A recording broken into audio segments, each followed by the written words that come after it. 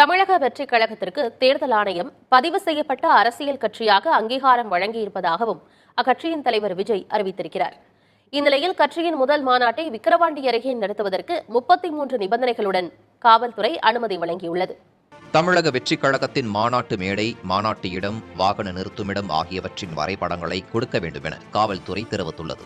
மாநாட்டிற்கு அனுமதி கேட்டுக் கொடுத்த மனுவில் 1.5 லட்சம் பேர் வருவார்கள் என கூறிவிட்டு தற்போது 50,000 இருக்கைகள் தான் அமைக்கப்படும் என்று குறிப்பிட்டுள்ளதால் அத்தனை பேருக்கு மட்டுமே காவல்துறை பாதுகாப்பு வழங்கப்படும் எனவும் தெரிவிக்கப்பட்டுள்ளது.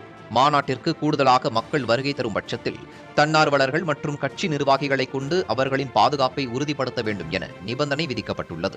மாநாடு 2 மணிக்கு தொடங்கும் என்று குறிப்பிட்டுள்ள நிலையில் மாநாட்டிற்கு வருபவர்களை 1:30 மணிக்குள்ளாகவே வந்துவிட நடவடிக்கை எடுக்க வேண்டும்.